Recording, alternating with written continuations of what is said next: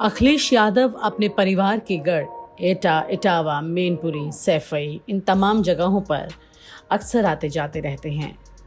सैफई में तो उनका बचपन बीता है और अक्सर वो सैफई में रात्रि विश्राम भी करते हैं।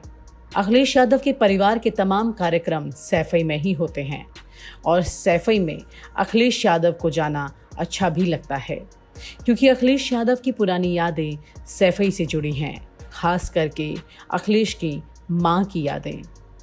उनकी माँ सैफई में रहा करती थी, बहुत ही सादा जीवन बिताती थी। 4 साड़ी के साथ एक संदूक का बक्सा, बस इसी में अखिलेश यादव की माँ ने अपनी पूरी जिंदगी गुजार दी। नेताजी के इंतजार में गुजार दी, लेकिन नेताजी राजनीति के जीवन में अत्यंत व्यस्त थे।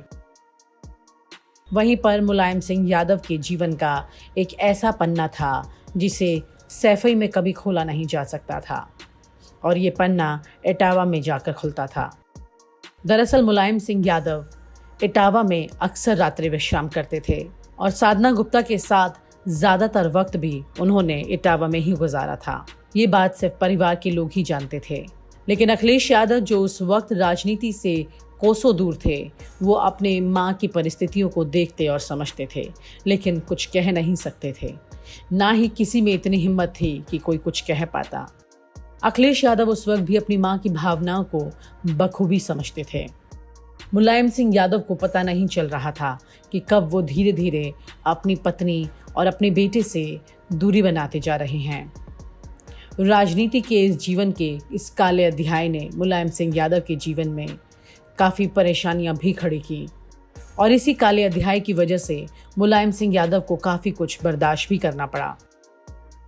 लेकिन उससे ज़्यादा अखिलेश यादव ने ये तकलीफ़ें बर्दाश्त की।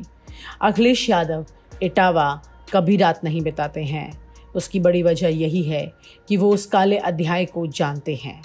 उन्हें उस अध्याय पर लिखे गए उन अक्षरों से बेहद नफरत है जो उनके जीवन में उनकी माँ की जगह किसी और को ले आए।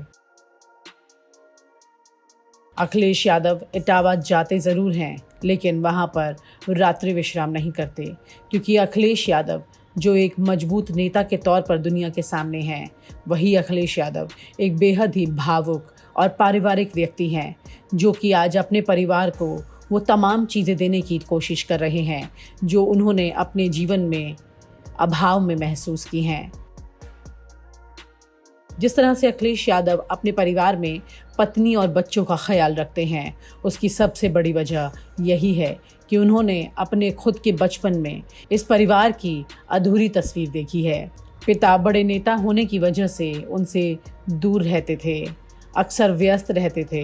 एक कद्दावर नेता तो वो बन गए थे, लेकिन पिता के तौर पर वो अखिलेश यादव को समय तक नहीं दे पाते थे और ना ही अपनी पत्नी को समय दे पाते थे। इसकी वजह से अखिलेश यादव के मन में वो पीड़ा हमेशा के लिए घर कर गई, जो कि एक अच्छे परिवार की तस्वीर उनके जीवन में भी बना सकती थी।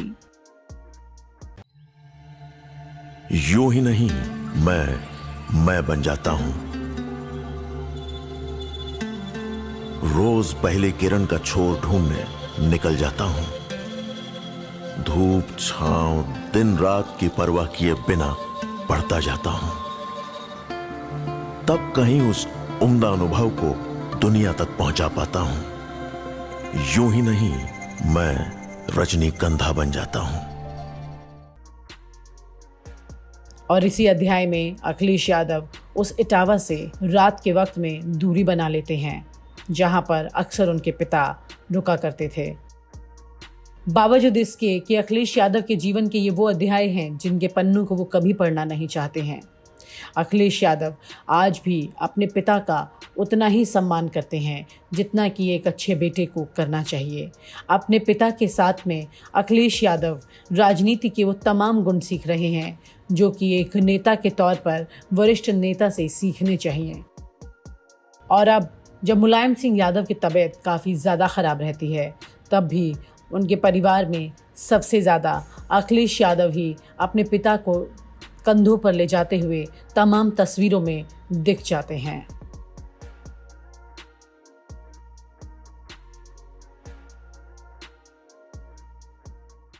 और आप हमसे जुड़े रहने के लिए सब्सक्राइब करें YouTube पर, फॉलो करें ट्विटर पर और लाइक करें Facebook पर। और ज्यादा जानकारी के लिए न्यूज नशा की वेबसाइट पर जाएं। आपको टाइप करना होगा सिर्फ न्यूज नशा।